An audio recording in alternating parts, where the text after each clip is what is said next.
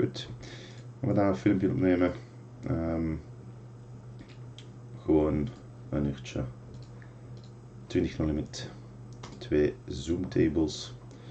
Ik heb Holden Manager geactiveerd. Rechts onderaan. In expected value zouden we nu $12.27 moeten upstaan. In realiteit staan we 12 down omwille van een runner betere 2 paar. Shit happens.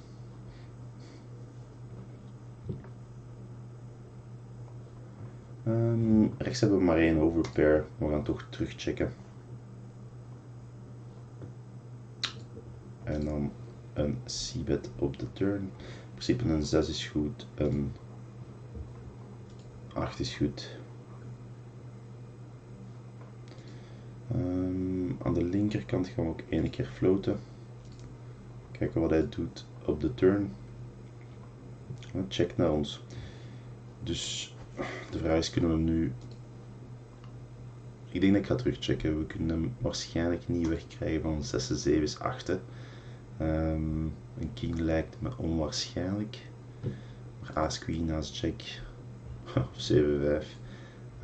Die biedt wel allemaal, dus we hoeven daar niet per se geld te gaan inzetten. Aan de rechterkant hebben we een inside straight draw. Dan gaan we gewoon c-betten, want we hebben ook wel geopend.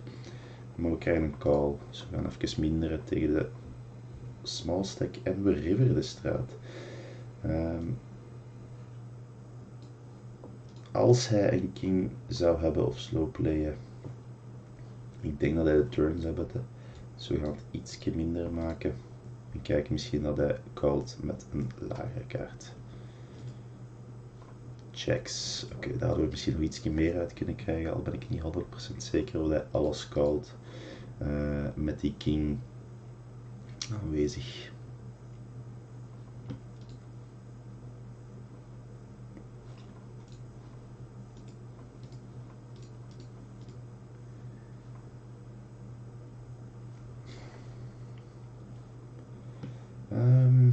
Rechts, normaal gezien zou ik dit gaan spelen, alleen zijn we nu uit positie en we weten ook niet goed wat B-Dua gaat doen.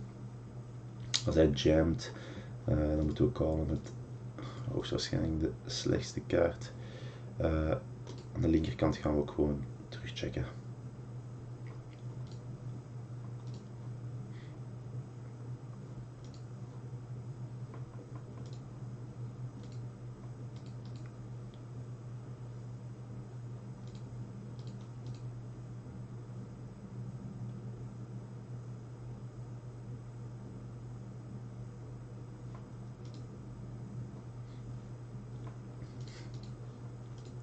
Links floppen een open-ender. Hier hadden we kunnen opteren om te gaan raisen.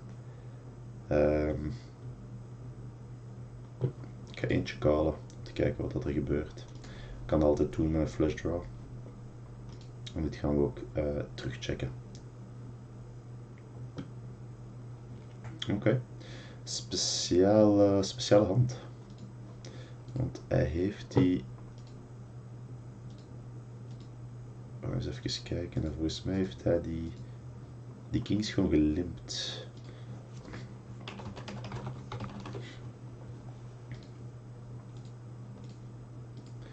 Wat natuurlijk ja, een goed verborgen hand is, maar ik ben blij dat ik hem niet heb geraced pre-flop.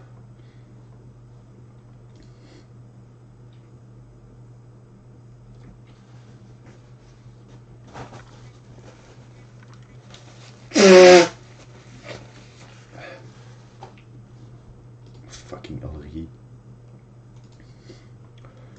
Rechts gaan wij raisen als er wordt geopend naar ons. Maar er wordt weer gelimpt. En dan door Bingpot wordt er geraced.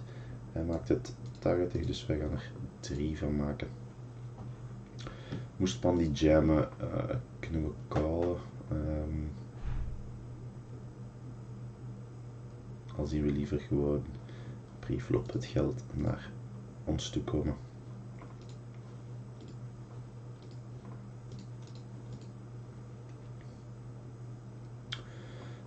Linkerkant gaan we 1 grote c-bet doen, want de kans kleiner is dat hij een aas gewoon called. Preflop. Ik ga een tweede bullet firen. En de river gaan we terugchecken. Aas 9 makes sense, niet goed genoeg om mee te raisen.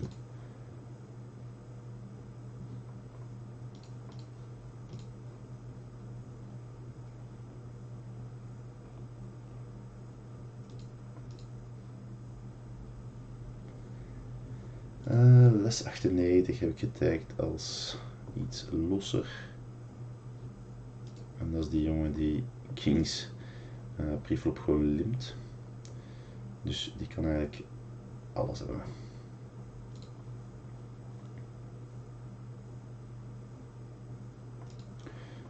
Rechts gaan we check raisen denk ik met de inside straight draw. Dat we toch aas king, king 10 blokken we. We hebben outs voor de overcard, voor de straat. De straat die we nu hitten. En op het moment dat je hem hit, kun je natuurlijk, zeker als hij king jack, king queen heeft, verwacht hij niet dat wij hier aas 10 hebben. Ik al 2 keer, ik denk dat ik ga gaan voor de overbet. Op zich is onze hand zeer goed verborgen, dus de kans dat hij snapt dat wij hier aas 10 hebben is zeer klein. Aas queen, oké. Aas queen called mijn re-race op de flop dus, met het doel om een 10 te pakken. In plaats van de 10 hit hij zijn queen. En dan nog gelooft hij niet dat wij minstens een king in onze hand hebben.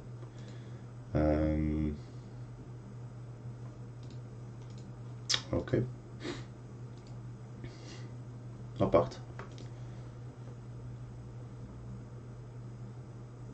Queen 9. Hem heb ik getagd als vrij tight, dus ga ik ook geen queen 9 offsuit spelen. Als er een queen valt, ja, moeten we wel gaan callen op flop turn, afhankelijk van wat er nog valt natuurlijk. En er zitten te veel king queens in zijn range. Tegen short stack, ja, ik ga toch iets raisen.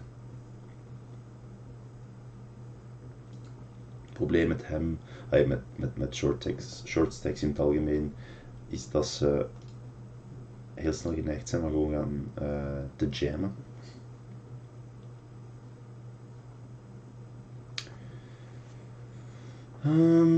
Raised flop. Toch een keer callen. Kijken wat dat er gebeurt. Dan checkt hij turn. Waarom checkt hij turn? Hij checkt turn omdat hij 5-4 heeft. Ik denk zijn raise op de flop op zich zeker niet slecht. Hij kan daar perfect 9's in zijn hand hebben. Maar dan moet hij ook wel gewoon verder gaan op turn en jammen op river. En dan krijgt hij van mij de fold die hij graag had. Hier gaan we een raise inducen. Ik denk dat een queen op de turn wil zou raisen. Of betten in ieder geval. En hij heeft toch gecallt met een paar drieën.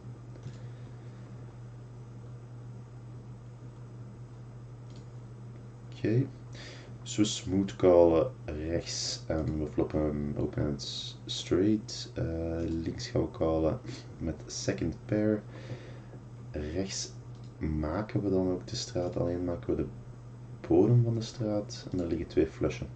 Nu hij heeft niet meer zo heel veel, het kan dat hij 19 heeft, maar dan moeten we nog kijken. Oké. Hier links 10 is perfect mogelijk, want hij bet flop, hij bet turn. Dus ik denk dat ik die moet laten gaan.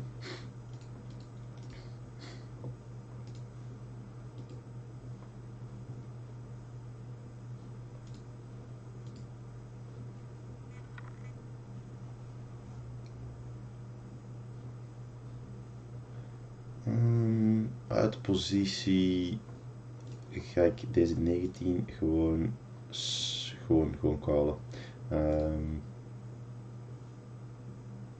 Moest er een race komen, wil ik nog callen, maar zo houden we de pot een beetje klein. En dan hebben we toch de kans om postflop de hand te spelen voor niet te veel geld. Oké, check op de flop gaan we uitbetten. We zouden hier ook kunnen opteren voor een check raise. Maar dat was niet nodig. Rechts wordt er gebet op flop. Ik vermoed... Ja, nu we moeten sowieso betten.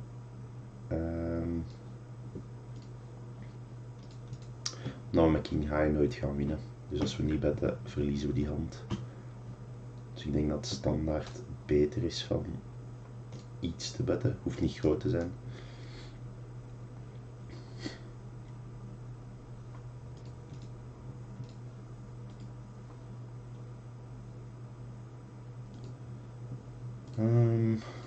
Links gaan we ook gewoon continuation betten. En dan wint ook gewoon de pot met ace high.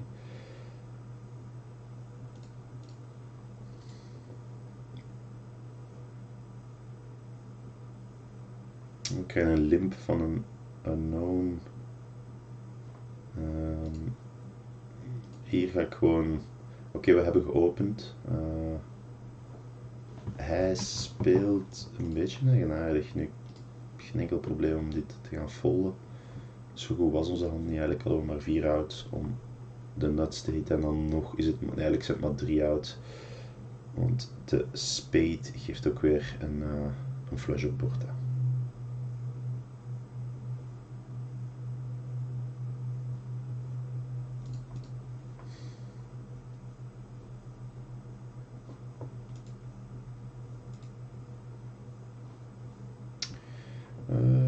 Rechts gaan we beginnen met een check.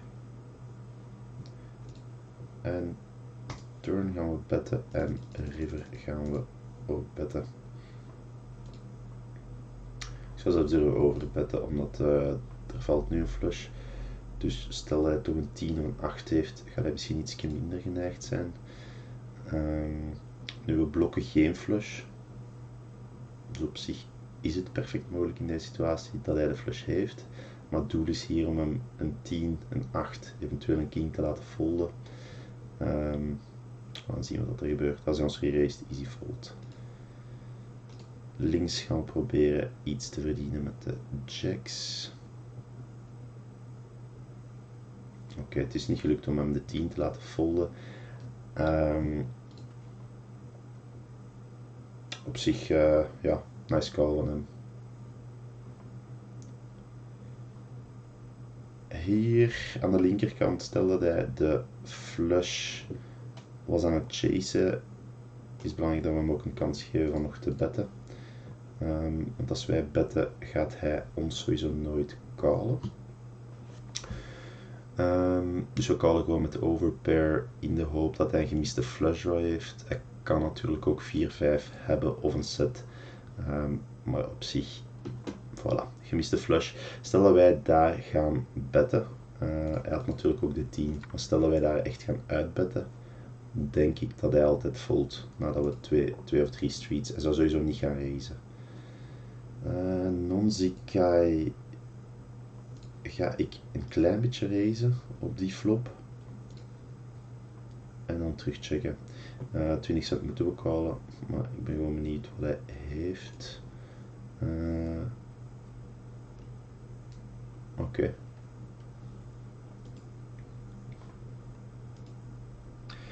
Dus daar straks... Nu, ja, ik zit hier een note te maken. Preflop, open jams, ace king off. En daarna gaat hij terug beginnen met een limp. Tja. daar is natuurlijk niet te veel aan te doen. Links uit positie gaan we gewoon folden.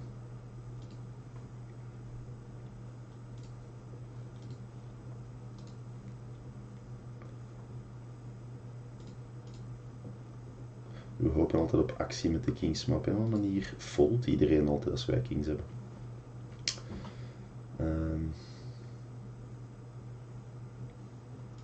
Shit happens. Rechts gaan we sowieso meegaan, kijken of we geen 10 kunnen hitten. Maar een 9 is voldoende. Links kunnen we sowieso 1 bet callen.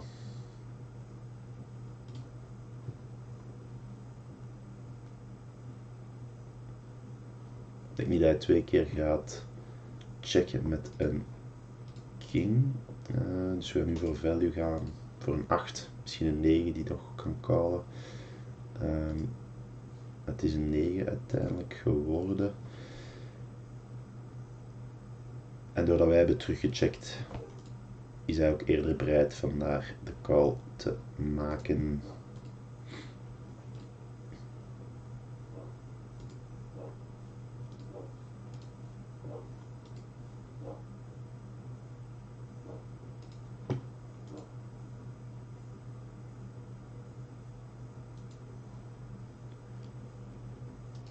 Hmm, 143 handen ver zijn we. Ik ga aan de rechterkant zou ik normaal gezien gaan raisen, maar omdat we hier met die zeer speciale non-hizokai zitten, ga ik gewoon callen. Dit is wel potentieel een check raise. Ik denk niet dat er heel veel 5's, 2's, 9's in zijn range zitten.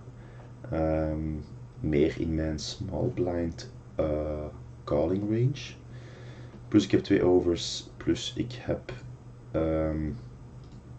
de flush draw. Alleen hij called hier. Dus ik denk dat ik nog 1 barrel ga doen. In de hoop dat hij misschien met Aas Queen, Aas Jack zegt van oké. Op de river King valt, gaan we toch kijken of dat we nog een laatste bet kunnen plaatsen. Stel dat hij toch al die tijd jacks, tientjes. Oké. Hij had King 9, nee, daar gaan we inderdaad geen fold van krijgen op dat ogenblik. Maar stel dat hij effectief jacks of tientjes had. Ja, oké. Nice hand.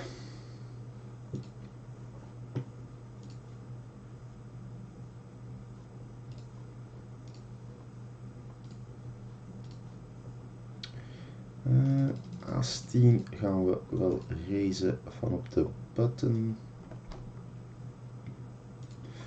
Er zit wel een small stack achter ons die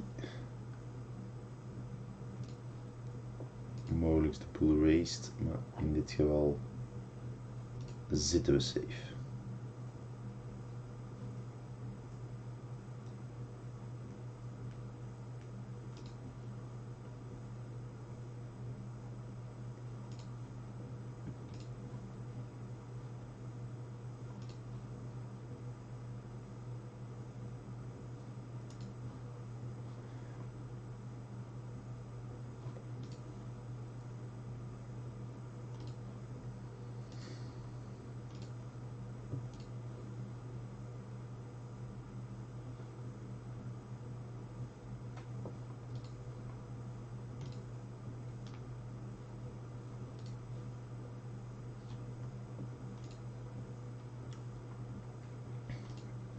En nu is het verder wachten op mooie handjes natuurlijk.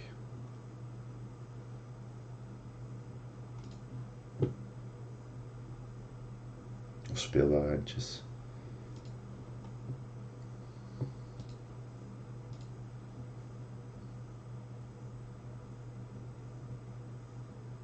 Dat is natuurlijk het enige nadeel aan Ladbrokes. The game will start soon. Het wachten.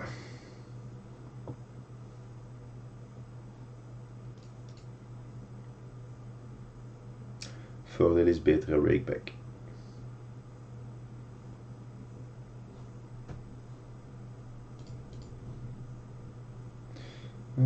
King 8 suited. Beetje loose, maar we zijn nog four-handed, dus kunnen we die ook gaan openen.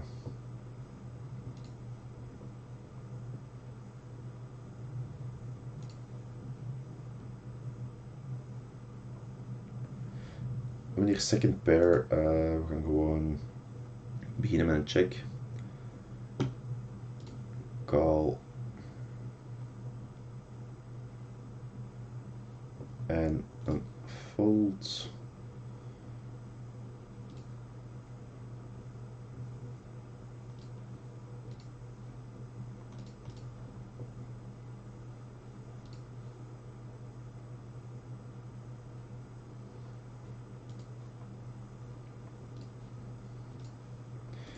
Even refreshen, we hebben hier wel een dipje gehad.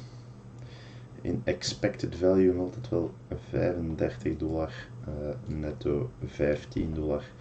We zijn 20 minuutjes aan het spelen. Dus die gemiste bluff heeft wel wat gekost. Moeten we mee opletten.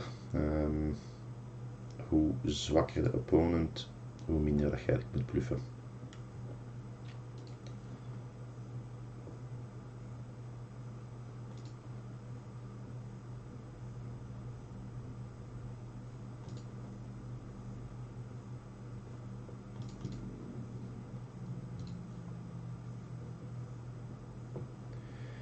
Maar bluffen is altijd wel tof om te doen, dus ja.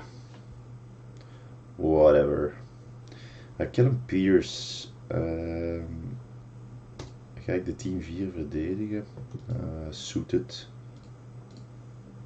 Dus we zullen kijken wat hij doet. Floppen top pair. En we gaan gewoon een potpet plaatsen op de turn. Liggen 2 flushen. Ligt straight try in ieder geval.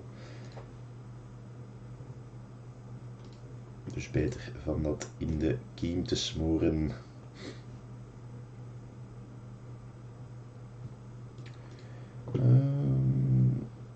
Tegen deze opponent gaan we 6-8 suited ook gewoon openen.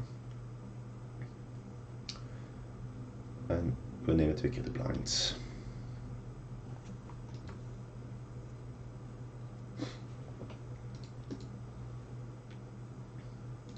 Aas 3 suited een 4-bet hand zelfs. Dus moest Rafik 001 zeggen, ik maak er 81 van. Dan gaan we er 6 van maken. Hè. Ik heb niet veel informatie over hem, maar we gaan toch kijken of we ermee weg kunnen geraken. Moest hij jammen, dan is het natuurlijk een fold, maar af en toe moeten we ook proberen te 4-betten. Een beetje agressie tonen en Aas 3 suited is daar perfect voor. We blokken de azen, blokken Aas koning, Aas queen en tegelijkertijd hebben we nog altijd de kans op een straight, op een flush.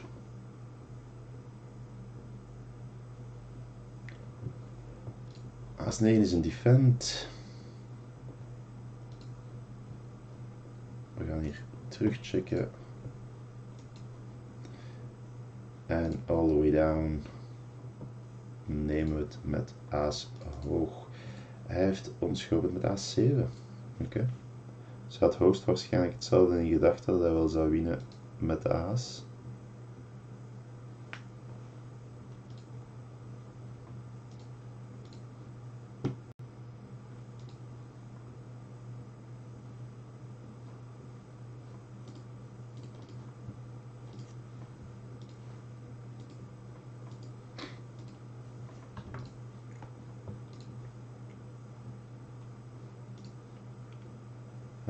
Er wordt gelimpt door Anhang 1 en Juan Corazon. Dus we gaan gewoon meedoen en kijken wat ze doen op flop. Moest er gebet worden, gaan we gewoon direct raisen.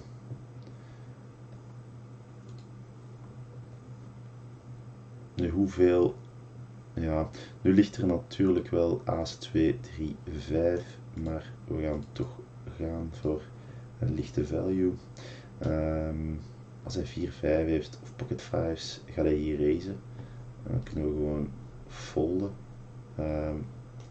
Voilà. Maar either way moeten we proberen voor value te gaan. Ik denk niet dat hij ooit met een slechtere hand gaat re-raisen op de river. Dus ja, easy fold.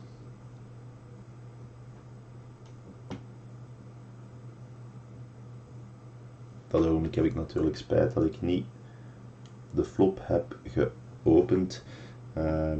Maar er lag ook niet echt iets waar ik schrik van had. Dus ik vermoed dat de turn hem voornamelijk heeft geholpen daar.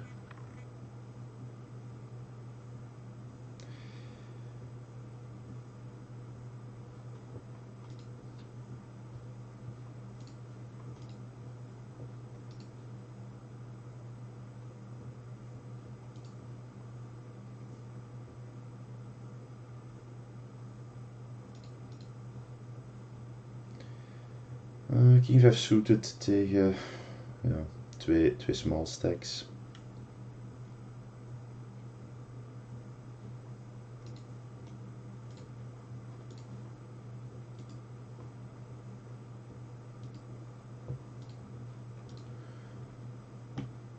Aan de linkerkant gaan we proberen van voor zo weinig mogelijk geld die drietjes toch mee te krijgen in positie.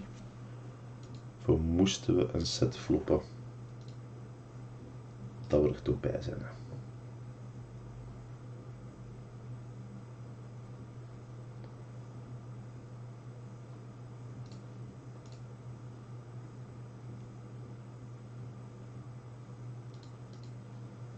Um, 20 cent gaan we callen. En ik zou zelfs durven betten met onze set.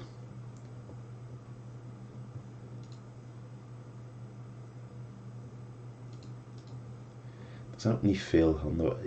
Ik snap wel. Ik snap wel de fold van Rafik. Omdat als hij hier 20 cent called en ik race, is hij zijn 20 cent gewoon kwijt en heeft er niks voor gehad. Zeker als hij daar niks heeft. Bij mij ligt het anders omdat het in positie was.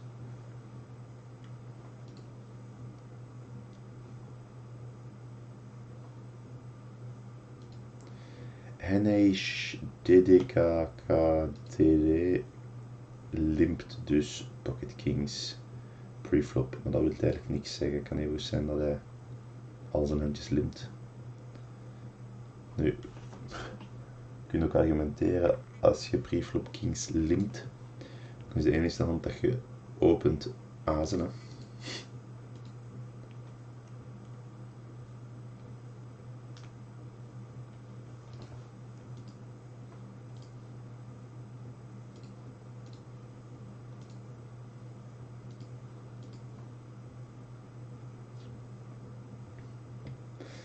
57 en een jongen die nog 3,98 behind heeft. Easy fold.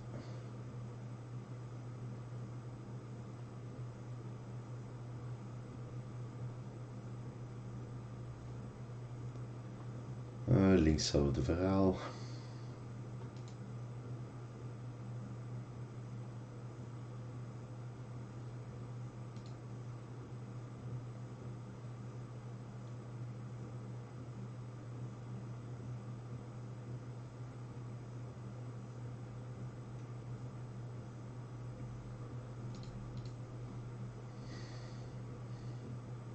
Nu, Enrique kan hier jammen.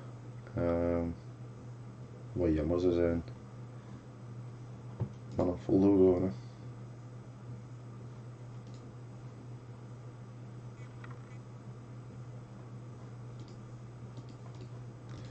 Omwille van zijn open race van €1,60 en het feit dat hij van een webclient speelt, ga ik hem ook taggen als fish.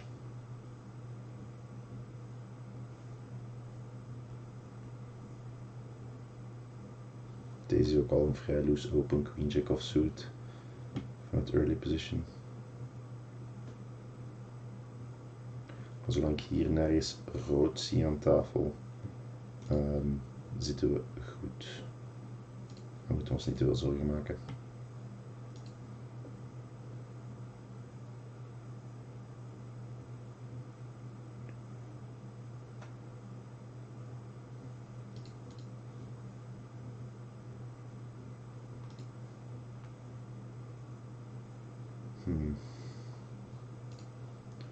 Rechts gaan we check callen.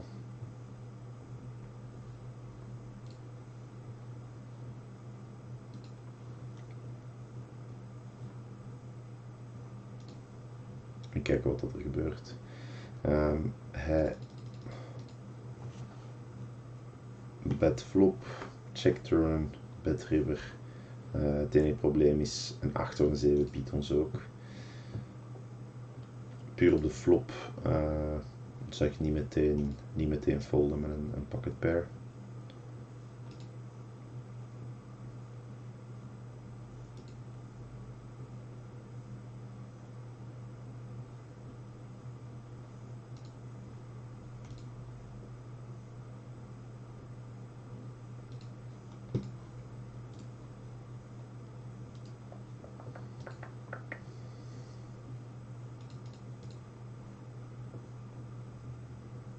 Ace Queen from the button. Links gewoon een c-bet.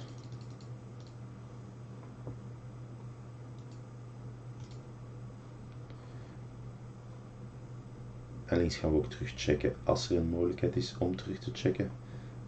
Mijn overbet pot, wat ik daar straks ook deed. Dan is de vraag, met wat doe je dat? Eigenlijk is het wel geld waard om eens even te checken. Alleen op deze board niet. Aan de rechterkant hij opent, wij raise, hij called, hij jamt op een 3, 8, 10 flop. Dus lijkt mij eerder een check 9 of een flush draw, een blokken flush, dus ik denk check 9. We gaan callen. Of pocket 5's. Dus dan moeten we een kleine suck-out doen die we krijgen.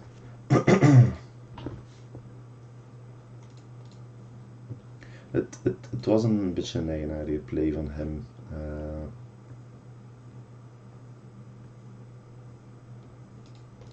En op zich was het... Hoeveel moesten we callen?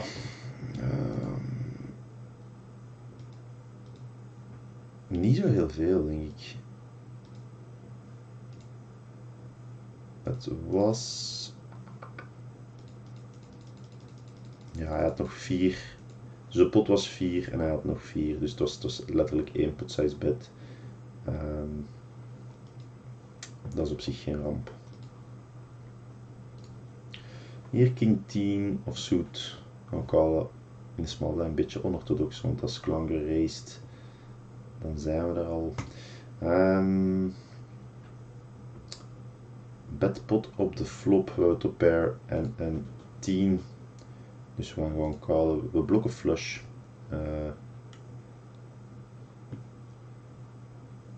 En we gaan terugchecken. Het feit dat hij turn en river, hij bet flop, check turn, aas 10 blokken we. Wat als hij aas queen heeft met de harte aas. Ik denk een gemaakte flush bet ook turn. En we blokken aas 10. Tja, aas 10 zou mooi zijn. Hè. Op zich kan het aas 10 met de harte aas. Maar ik zou willen hopen aas queen. Tja. Ik weet het niet. Ik denk als ik de call had gemaakt, was het een slechte call geweest.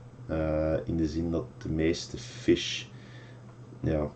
fish betten geen pot op de river als ze niks hebben.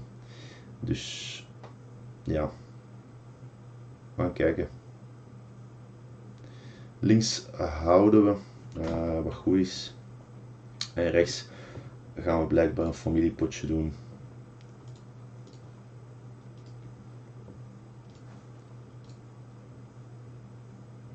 Waar we ook rap onze fold vinden, gezien er geen hartje te bespeuren is. Het is wel een interessante hand op zich. Waarom bet hij pot op de river? King Jack, King Queen.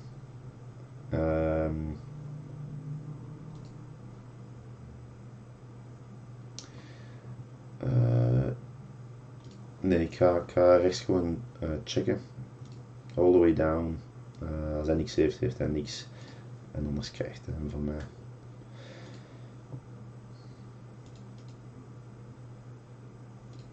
Tja. Ik weet het niet. Ik weet niet of dat een correcte fold was daar toen bij die potbet. Het probleem is gewoon op 20 no limit dat bij potbets is zo goed als de nuts. En ik gebruik het wel veel als bluff. Maar dan durf ik eerder voor 120, 130% te gaan. Hier zijn we een beetje ingepriced. 420, dus nog 140 in positie. Gaan we gewoon callen. En zien wat Bedua doet. Ja, dat is op zich niet zo een heel moeilijke fold. Links gaan we beginnen met een c-bet.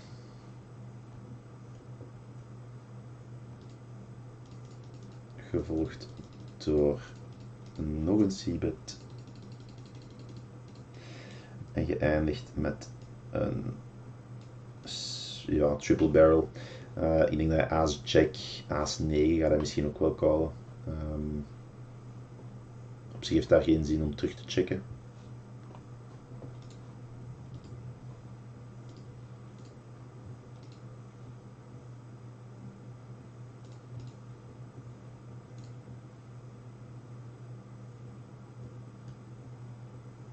Als hij het heeft, heeft hij het.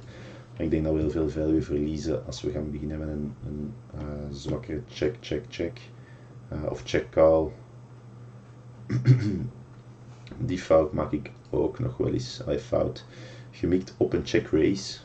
Maar als het bord check gaat. Tja. Links hebben we een absurd lage flush. Waar we toe eens gaan kijken. En hij called met 2 paar. Als ik had geweten dat hij zo sterk was, dan hadden we wel natuurlijk iets meer kunnen betten. Maar ja, het enige wat we hadden was een flush met een 5, dus tja, verwaarloosbaar. Links turnen we 2 paar, dus gaan we raisen als Rafik zou betten. Of moest Lucky Four ervoor gaan. Lucky Four gaan we gewoon al inzetten. Hij had niet meer zo heel veel, 272.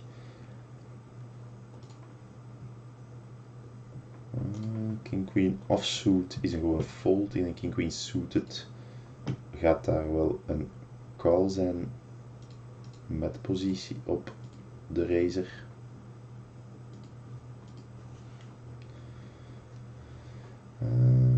En tweetjes gaan we folden.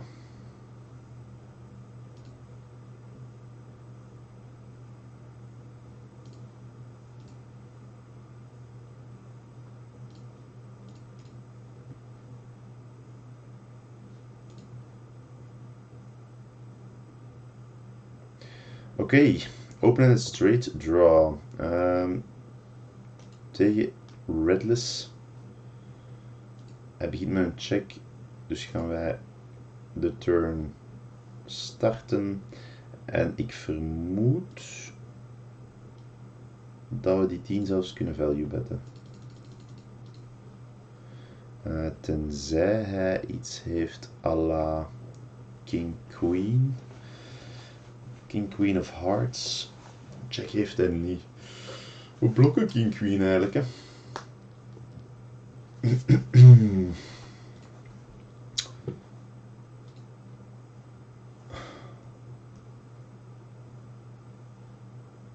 Maar gewoon een 8 kan eigenlijk ook, ja, 8, 9. Ik denk king queen gaat hij niet hebben, maar 8, 9 zit wel perfect in zijn range. Zou ik waarschijnlijk ook zo hebben gespeeld. Dus dan valt te argumenteren. Hadden wij moeten checken op de river. Huh. Hij is... Boss Shark is redelijk loco. De vraag is hij loco genoeg? Ik vermoed van wel eigenlijk. Hij doet dat met any two cards, maar Ace-Jack gingen we toch niet callen. Ik ga hier wel even uitzitten, zodat ik terug timebank heb. Als ik straks een belangrijke beslissing heb waar ik echt niet weet wat doen, dan zitten we wel met problemen.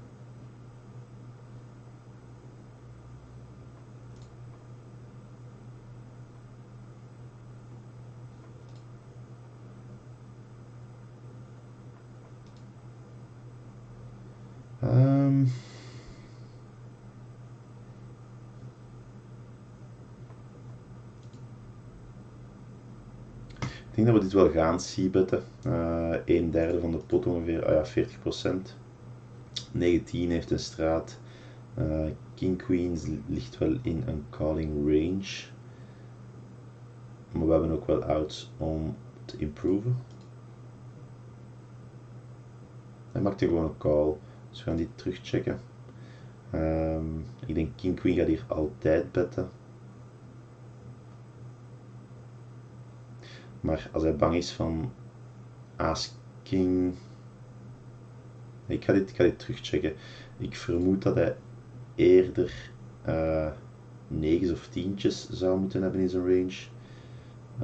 Maar oké, in dit geval ben ik totaal mis. Ik vind het ook eigenaardig dat hij dat dan niet re-raced pre. Het was op zich goed verborgen, hè? Maar toch. Moet ik eens heel even kijken.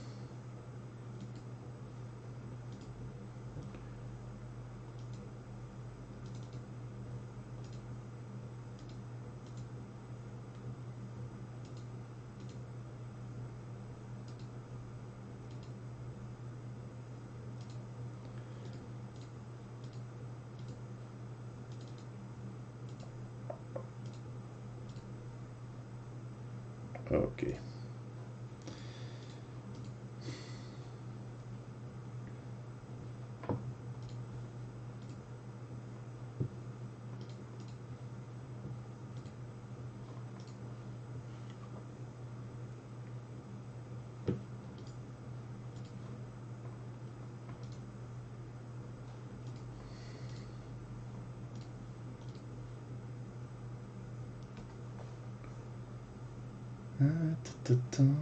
Rechts floppen we bottom pair. Daar hoeven we geen geld in te steken. In principe is 2'tjes en 3'tjes zijn dat geen opens van early position. Omdat de kans heel groot is dat je re-raced wordt. En dat je dan uit positie zit natuurlijk.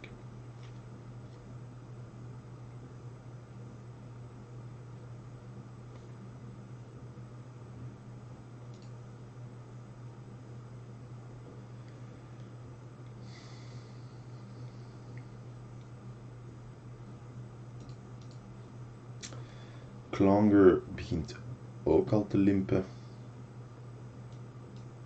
Dat is alles behalve ideaal. Nu Aas-Jack spelen we graag, maar dan liever wel met initiatief als Original Razor. kan dit een soort van tactiek zijn met kings of azen om een race te induce? Sure. Goh. Rechts is het weer close omdat er een small stack achter ons zit. Stel dat wij gewoon callen. Small stack raised all in. Gaat original raiser eerder geneigd zijn van ook all in te jammen, zodat hij hem kan isoleren. En dan zitten wij gewoon, ja, dan hebben we gewoon €2,40 in brand gestoken.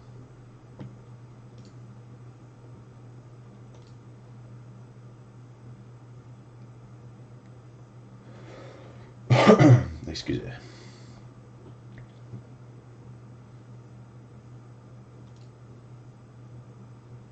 Nu links, hoewel het leuk is om een aas te floppen,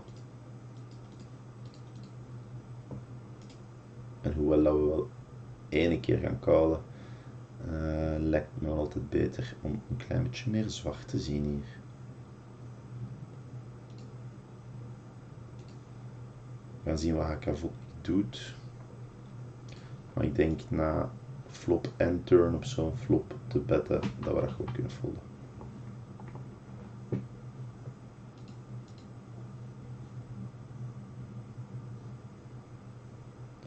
Hem hadden we genoteerd als een limp shover. Dus gaan we dat gewoon laten gaan op het moment dat hij raised.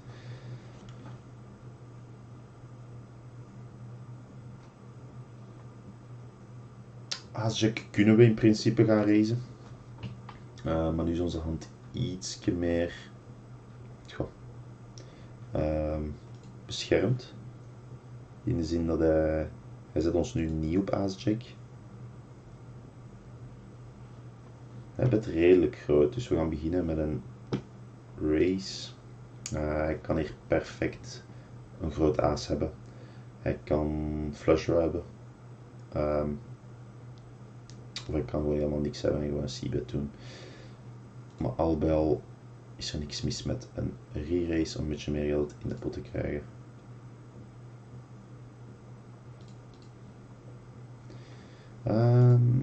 Ik ga hier even stabben. Ik denk dat als hij een queen heeft, dat hij altijd wel gaat betten om die te beschermen tegen de flush draw.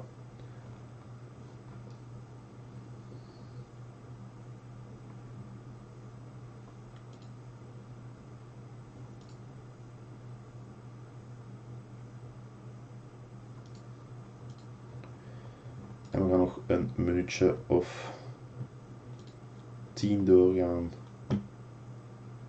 En dan gaan we even een break pakken. Ongeveer 40 profit, wat zeker niet slecht is.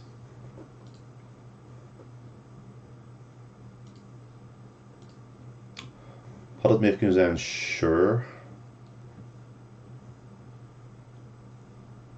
Aas 2 gaan we defenden. Tja, ik denk dat we een hoeveelheid wel hebben weggebluft. Maar ja, daar leren we ook uit. Hè.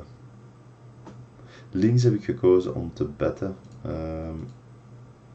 En ga ik ook nog eens barrelen op de river. Omwille van de inside straight en omwille van het feit dat hij terug naar ons checkt op de flop. Uiteraard gaan we daar folden na de re-race. Boss Shark is degene die daar straks na mijn re-race gewoon heeft gejamd. Dat heeft het al een paar keer gedaan, dus ik ga nu niet meer te veel risico's nemen.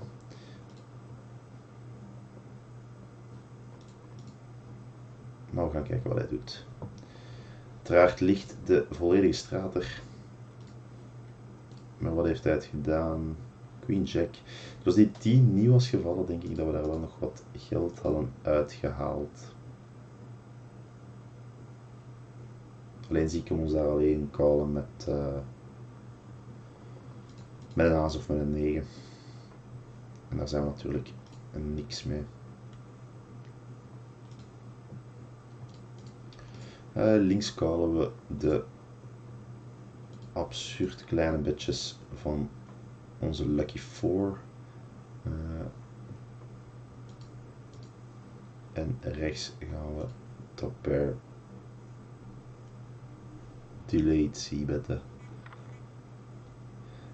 Hier ga ik niet terugchecken, hij is redelijk tight. Hoewel, nu ben ik dit twijfelen. Hij is tight, maar zou hij gemiste flush draw durven betten? We gaan kijken.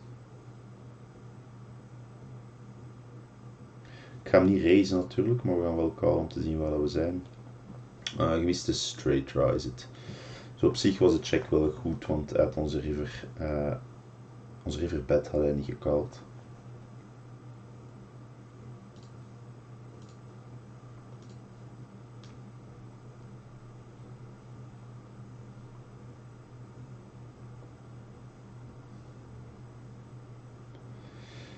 Links gaan we een beetje freestylen en een inside straight floppen.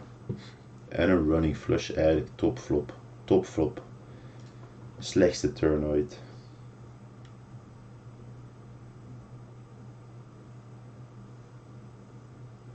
Take it. Tegen klanger gaan we spelen in positie.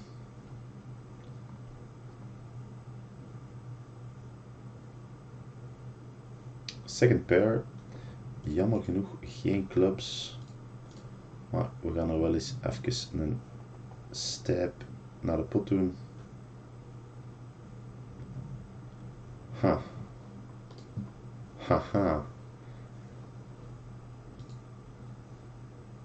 Dat gaan we toch moeten betten. Het punt is, ik denk niet dat een 7 dat we daarmee gaan winnen. De vraag is, called hij ooit zonder harten? Nee. Ik denk dat hij altijd harten in zijn hand heeft. Links gaan we gewoon foppen.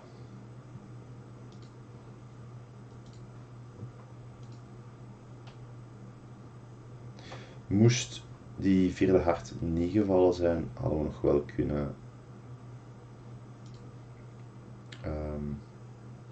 kunnen bluffen.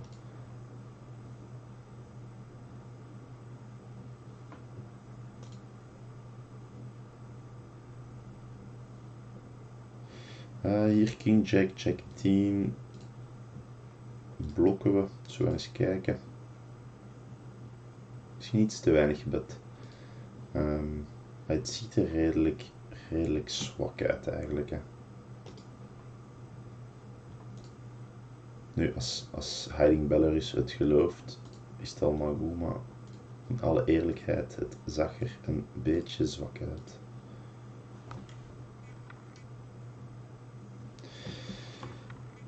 We krijgen nog eens Queens. Dus I got you fish AA mag van mij zijn stack in het midden leggen. Er is 4x. Dus we gaan kijken met wat hij dat doet. Aas 3. 12% op de flop, 6% op de river en 100%. 100% op de river zelfs. Dus ja, is niet goed hè. Dat brengt onze total op 25 en een chic.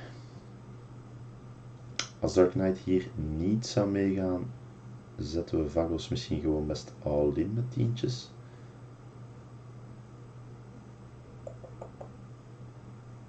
Heeft het zin om hier te gaan racen naar 2,50? Denk het niet. Ik denk het niet.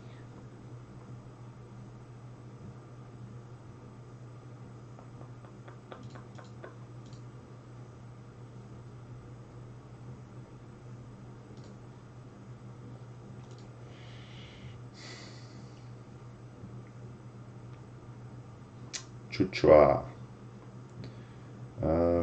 Ja, Chuchua is een ongelooflijke fish. Dus die jongen daar gaan we alle handjes mee spelen. Niet zo'n grote fan van die turn. Ik ga hem wel één keer callen omwille van second pair possibilities. En omwille van het feit dat hij... Oké. met queen check besluit om toch op die turn te gaan betten. Hier, dit had ik moeten weten. Dat is, ja, dat is die jongen. Dat is die jongen. Eigenlijk is het geweldig om zo iemand in de pool te hebben. In de zin dat als je aas koning hebt, queens, checks, tientjes, je kunt alles afkallen als je wilt gamblen.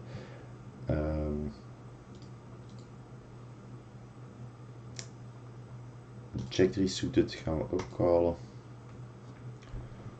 Flop een second pair. Dezelfde situatie als daar straks. De aas valt.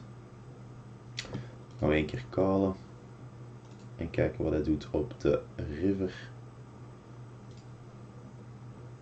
Pet 60. En daarvoor gaan we niet callen.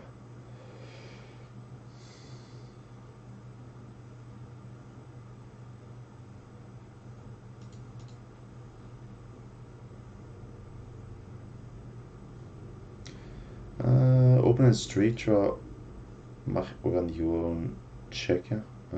Turn kunnen we check callen.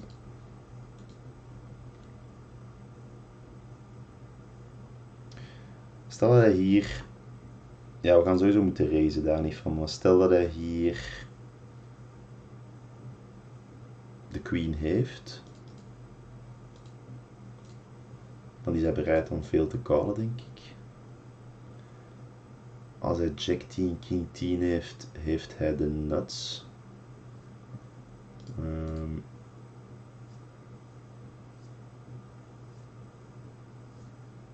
Maar dan nog.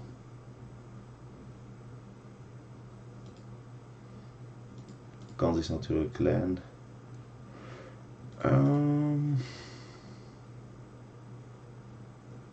Oké.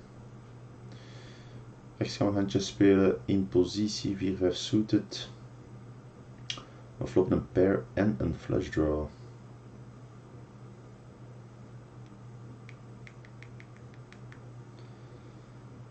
E-paps gaat betten en ik ga die jongen direct racen om hem te isoleren. We gaan eens kijken wat dat er gebeurt. We pakken gewoon een pot. En hier met de twee paar gaan we gewoon al inzetten. Hij kan jack 10 hebben, tuurlijk. Maar dat is het minste van onze zorgen.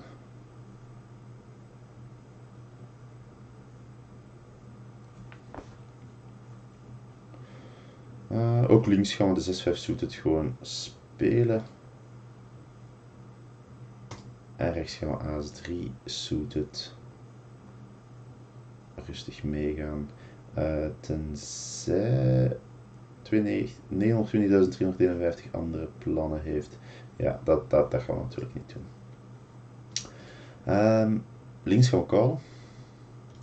Met second pair. Kan dit doen met een flush draw. Ik kan dit doen met overcards. Maar ik kan dit ook doen met aas 7. Is hij in staat tot 3 barrels? Probleem is eigenlijk, ja.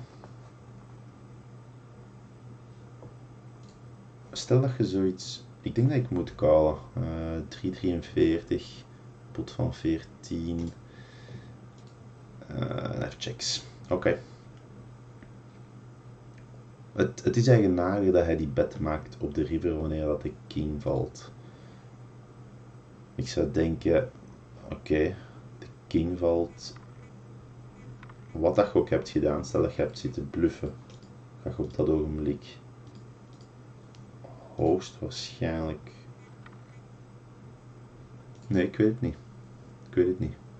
Ik had hem niet op jacks gezet, ik had hem echt op die flush draw gezet.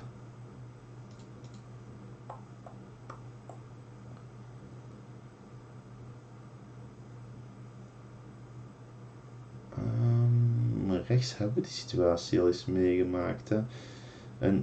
Echt een kleine kut aas, kut flop.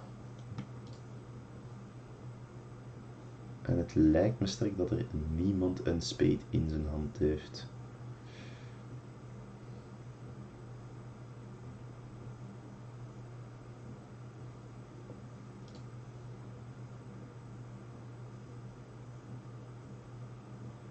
Oké, niemand heeft een speet in zijn hand.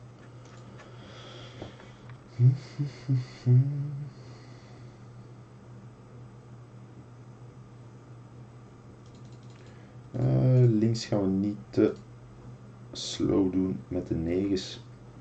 Goed genoeg om te racen, zeker in positie.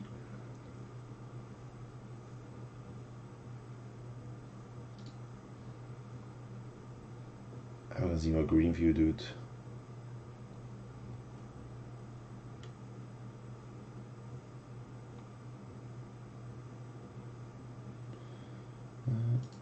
Oké.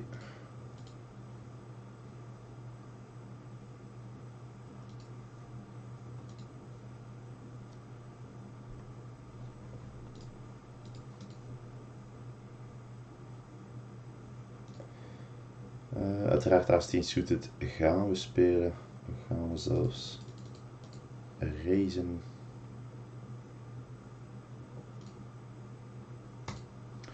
Um, 6, 7. We hebben eigenlijk alleen een 5 nodig om te winnen. Maar die valt niet.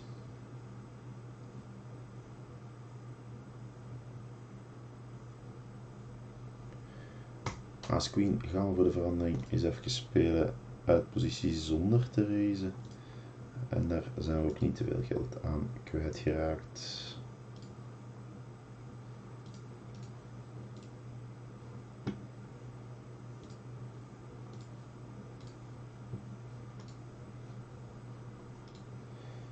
Nu, we runnen een klein beetje under expected value. Dus normaal gezien zouden we een 39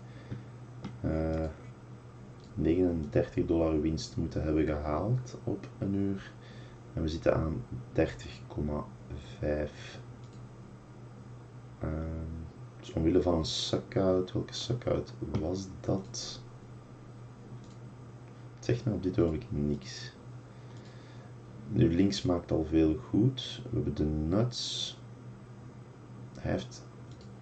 Hij bet toch 80. Ik ga hem niet te bang maken. Nu, die aas gaat hem sowieso wel bang maken. Of hij gebruikt het als kaart om te bluffen. De vraag is, heeft nog 480. Ik denk dat we gaan callen. En dat ik dan moet proberen van zijn stack in de pot te krijgen.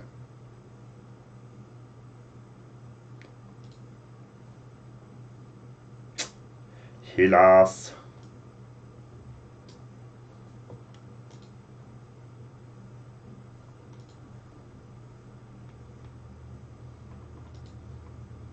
Goh.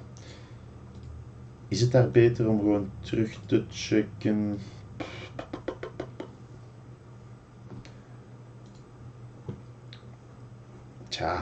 Tja. In hindsight wel, hè. Want onze bet heeft geen geld verdiend.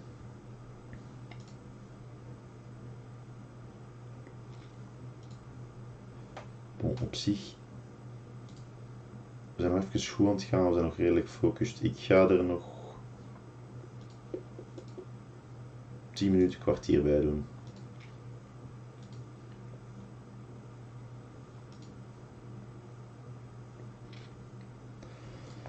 Misschien iets tijder spelen. Voor de komende 10 minuten. Hard Spicy Limt kunnen we niet toelaten.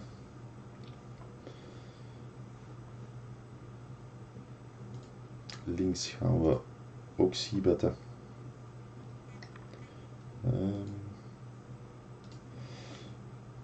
Nu rechts gaan we wel gewoon checken.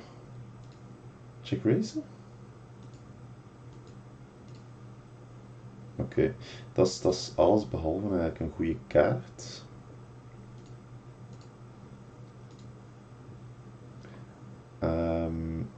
Ik denk zonder die extra diamond, ja, het levert altijd meer geld op als er geen 4-card flush ligt.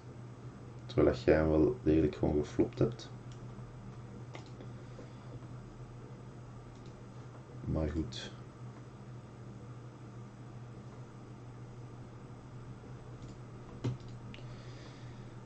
Rechts krijgen we AK Suited.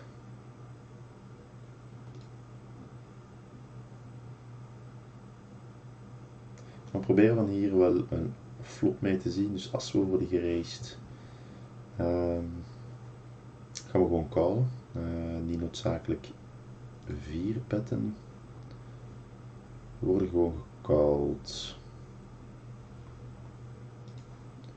We worden gecalled door Grisha B. Ik denk een kleine pocket pair kan hij altijd hebben. Ik hoop geen 6 natuurlijk. Hij bet op de turn.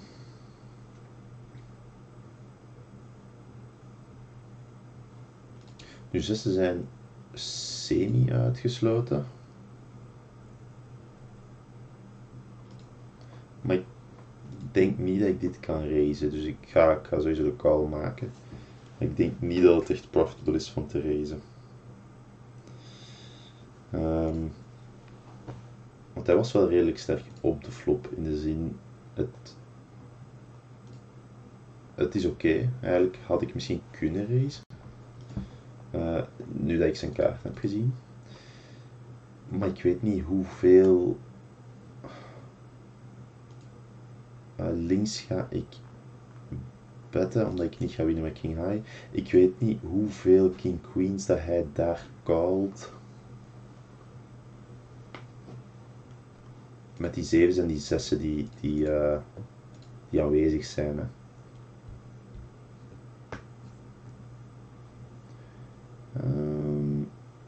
Ik denk dat we rechts ook gewoon kunnen terugchecken. Oké. Sukt voor hem natuurlijk. Als de board er anders had uitgezien, had hij misschien veel meer kunnen pakken.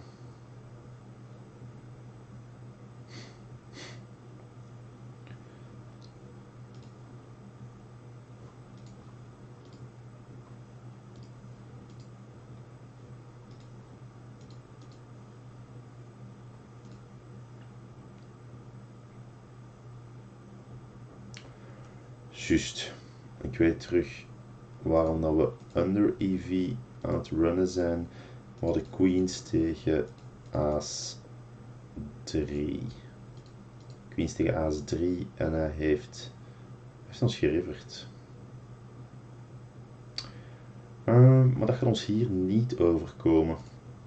Dus we gaan hopelijk heeft hij een diamond in zijn hand.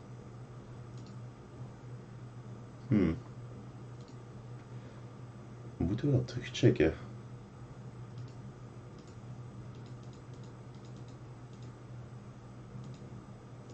Ik denk niet dat we het kunnen terugchecken.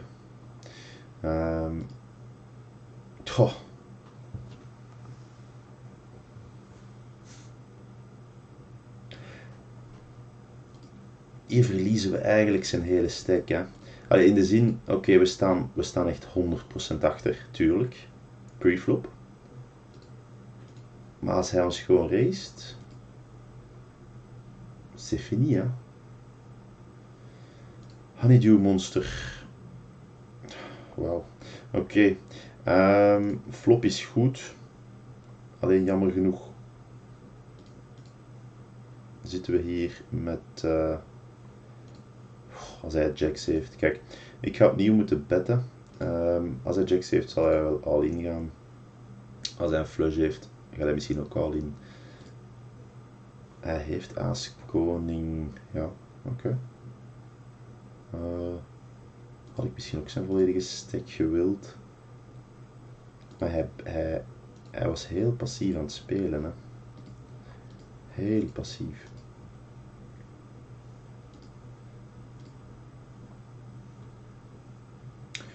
Goed, ik ben blij dat ik niet gestopt ben na 1 uur. En dan heb ik gezegd, ik doe nog 10 minuutjes, een kwartier verder. Want op die 10 minuutjes hebben wij zo'n $25 goed gemaakt.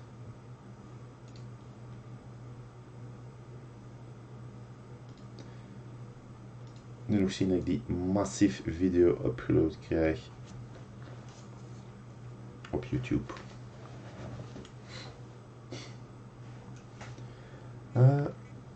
Links gaan we gewoon callen. Kunnen check raisen. Bet redelijk groot. Dus ik ga gewoon callen. Kijken wat hij doet op de turn. Ik denk turn gaan we wel check raisen.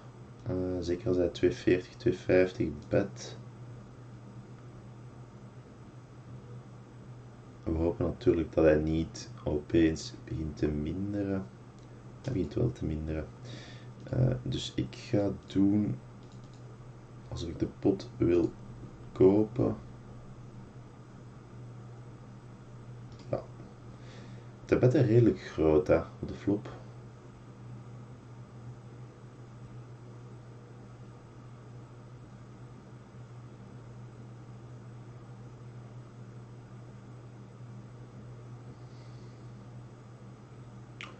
Hij is erover aan het nadenken.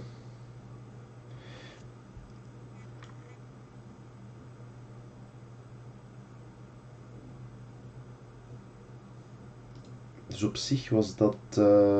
goh. Nu,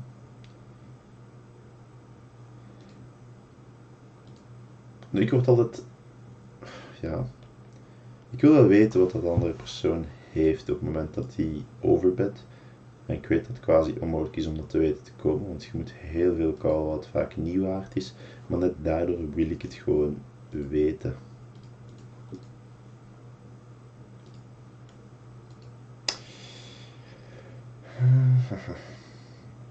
Bon, nog 4 minuutjes.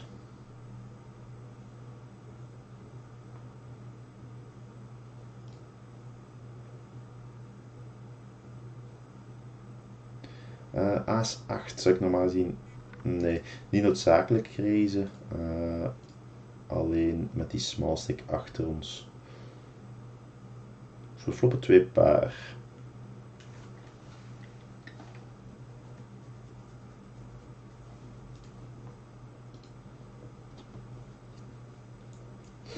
Oké. Dus ook al is een overbet. En we gaan hem gewoon terugchecken. Ik denk dat we moeten de ruimte geven om te bluffen. Want ja, 10-4 had hij sowieso niet gecallt. En door terug te checken kan het altijd zijn dat hij denkt dat wij gewoon de flop callen met een 3 en dan echt bang zijn van de aas die valt. Ik denk ook dat als er geen aas valt op de turn en hij continued echt zo zwaar als hij deed op de flop, dat hij ons misschien kwijtraakt. Alleen snap ik ook gewoon totaal zijn bet van €2 niet. Dat is 200% van pot. Slaagt gewoon op niet zo heel veel. Goed. In expected value $75 up.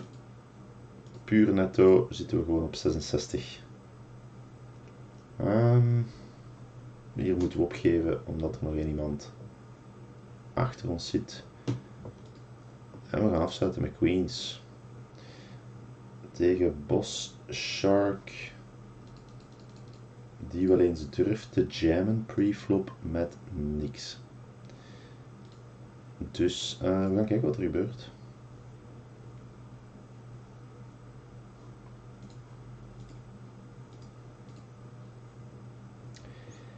Ha. Er wordt 5 van gemaakt. Ik ga callen in positie. En we gaan zien wat er gebeurt. Want de kans is eigenlijk groot dat hij hier azen of kings heeft.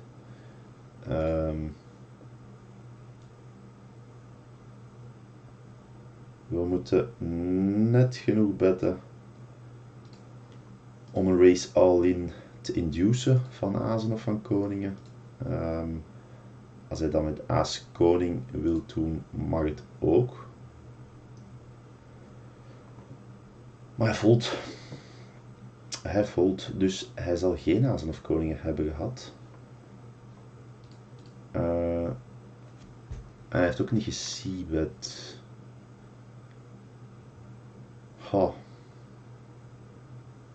Een echte pocket pair gaat het dan niet zijn, denk ik.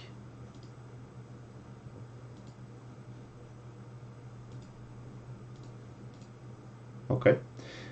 Hier nog even kijken wat dat er gebeurt tegen Wexford 0071. Klein seabed. Hij called. We gaan terugchecken. En we gaan kijken of we hem nog een cadeau moeten geven op de river. Ik denk het niet.